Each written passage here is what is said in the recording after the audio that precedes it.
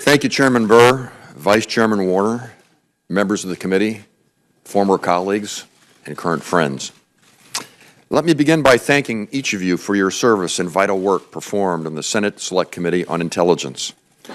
Senator Chambliss and I know firsthand the important responsibility each of you bear, and I'm sure I speak for millions of our fellow citizens when I thank you for carrying it out in such an exemplary manner.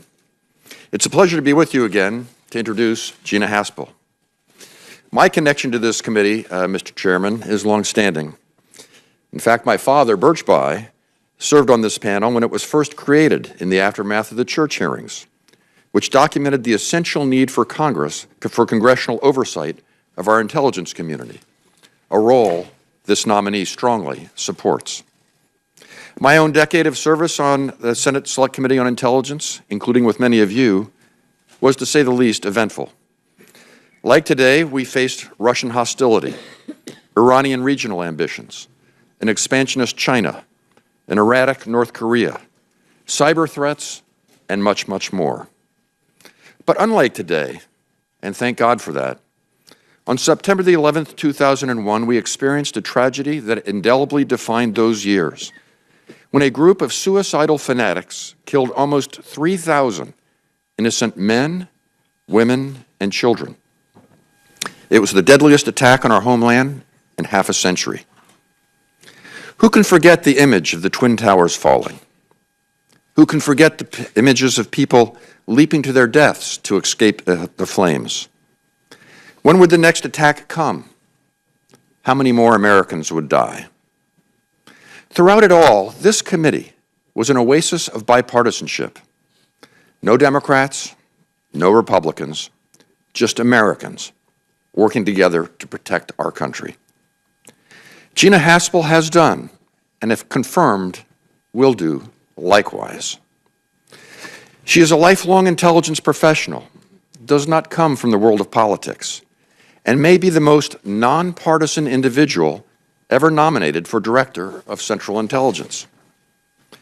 It is instructive that former DCIs of both parties endorse her nomination, including Leon Panetta, John Brennan, and Michael Hayden.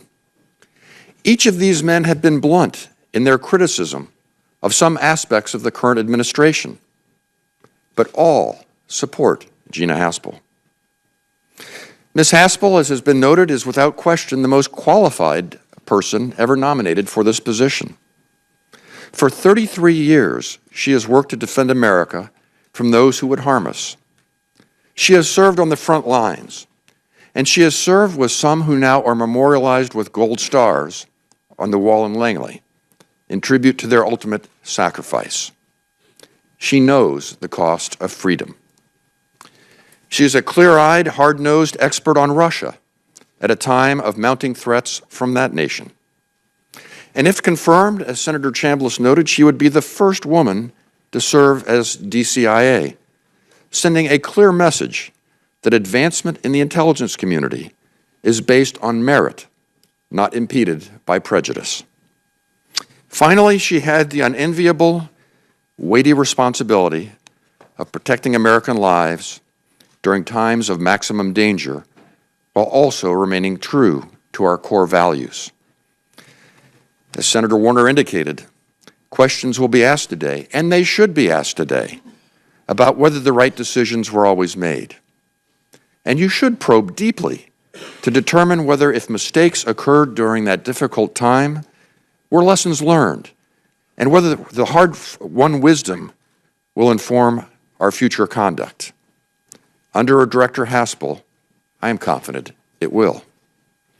If approved by this panel and confirmed by the Senate, Gina Haspel will obey the rule of law.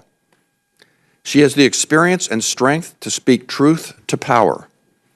She's devoted to protecting Americans from those who would harm us, and doing so consistent with our fundamental values, because she knows that it is those ideals that are our ultimate source of strength, and those principles that make America the exceptional nation she has sworn to defend. Thank you, Mr. Chairman. Thank you, Mr. Vice Chairman. Thank you, Senator Bayh.